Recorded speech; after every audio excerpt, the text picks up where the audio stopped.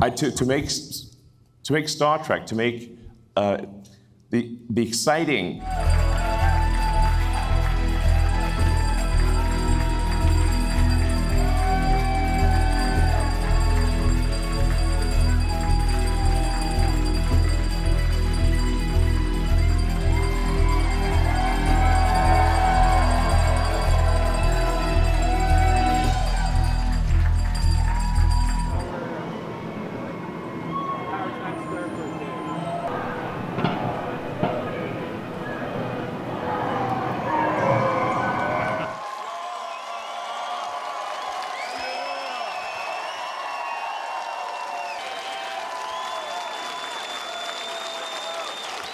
And that's what SpaceX is all about, is to take the fiction out of science fiction and create an exciting, inspiring future for everyone.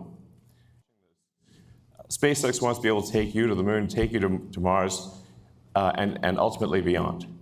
And I give SpaceX less than a 10% chance of succeeding at all, to be clear. In fact, I told people this. I said, look, we're probably going to fail, but we should give it a try, because if we don't, if there's not a new company that enters space, we will never be a truly spacefaring civilization.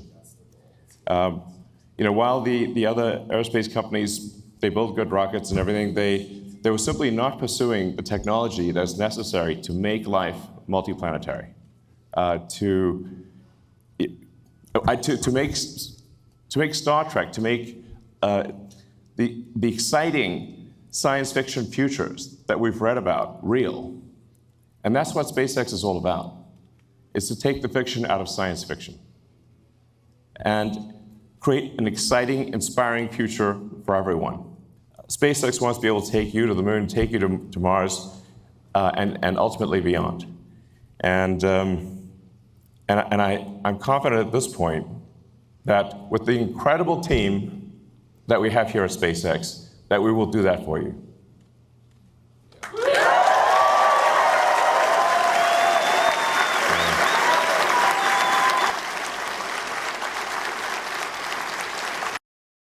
There are always problems on Earth. There are always problems on Earth. There are always things that we wish to be better, that we want to solve here on Earth, and we should solve them.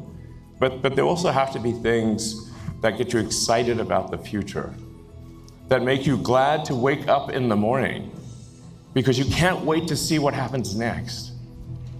And that's the future that SpaceX wants to bring to you. Elon founded this company in 2002 initially to build rockets and spaceships that will take humans to Mars, the moon, and even beyond. We've not quite gotten to Mars. We're almost at the moon. With the merger, the acquisition of xAI, we now, as a group, own the largest coherent gigawatt-class compute on the planet, which will help us truth-seek and understand the universe. So congratulations to all of us for that. SpaceX's record-breaking debut also helped to boost the markets. This is the biggest IPO ever, and Elon Musk is now the world's first trillionaire. That is 1,000 billions. His rocket firm closed up more than 19%, with a market cap now of more than $2 trillion. Joining me now, Ross Gerber, CEO of Gerber Kawasaki Wealth and Investment Management. He also happens to be a SpaceX investor. Ross, good to have you. Yeah, thanks for having me.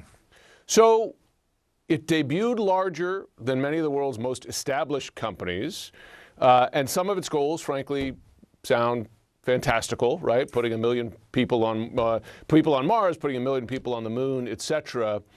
Well, I think if you strip away the fantastical claims, which Elon has often used in his past to motivate people and to dream bigger, what SpaceX's real businesses are launching rockets into space and building Starlink, and ultimately being an AI company by building data centers in space. So they want to build a communication and data layer that is terrestrial. And that is a really incredible opportunity, along with when you add in a terafab chip plant. They're building the first vertically integrated AI company that can deliver their services from space. So it does sound kind of crazy, but many of the things that Elon has done, and I've been investing, with Tesla since, the beginning.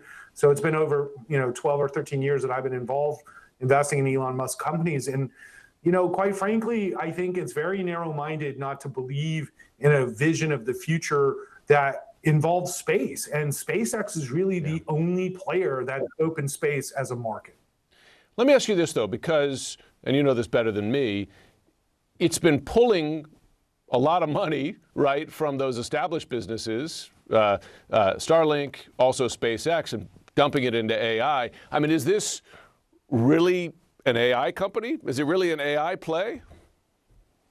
Yeah, 100%. I mean, it's very clear when you look at the S1 that that's the market they're targeting, and being able to, provide those services cheaper than anybody else by using the power of the sun and the fact that these are in space where it might be very hard to reach the amount of data and centers that we need here on Earth due to so many issues like just a lack of power. So, we're going to run into bottlenecks building AI, and the demand for AI services is so high that SpaceX will be able to deliver compute in a way that no other company can. So we already see cities pushing back against data centers like there's some sort of coal plant or something, Yeah, no question. So there are, of course, other big IPOs in the pipeline in the AI space, Anthropic, OpenAI. Does this debut, and by the way, a lot of companies debut well, and they can always, stock prices can also go down, but does this celebratory debut and the pricing that we're seeing investors willing to pay, do you see any end to that, right? I mean, when is it going to be too much, right? Is the question. And of course, yeah. I think the better way to look at it is these are not startups, okay? Like in the old days, during .com, companies would be like brand new companies and go public and raise money, and you were an investor. Just like when Tesla went public, it was a couple $2 billion company, So when you actually look at it today, you're like, wow, this started completely different. But when you look at Anthropic, they're already doing $50 billion a year in revenue. I mean, this is not a small company, This is already $1 trillion company. So what it really is giving access to individual investors, the public, to being able to get in on these companies. And maybe it's late in the sense of from a venture capital or a private equity perspective, but it's certainly not late from the perspective of where AI is going over the next decade. So I actually think it's one of the greatest things because I manage money for the public. I run a public fund, GK. So for me, like to be able to add stocks in my portfolio that I think are fundamentally important to the future, I think it's great because we can't buy these private companies otherwise. So the real issue is paying the right price for them. And so we caution investors to just be patient and let the market do its thing, and price discovery happens over time. Understood. Well, let's just hope that the AI doesn't replace you and me before we know it, right? It's not going to replace people. I am so tired of this. It's going to make people better. It's going to make people better at what they do. I hear that from folks, and listen, I think there's a lot there. Well, it's not going to be the last time you and I talk about AI. I live in the Palisades. AI is not building any houses. I can tell you that. Fair enough, yeah. 大家好，我是主播周玉琴。很多的朋友告诉我们，选择原版的太阳星全效克菲尔益生菌，它添加有羽衣甘蓝，健康再加分。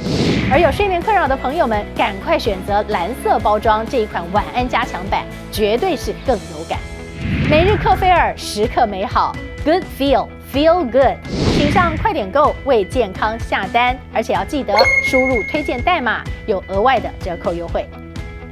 太阳星全效克菲尔益生菌基础版、晚安加强版新包装改版，内容不变，抽取更方便。要吃就吃最好的。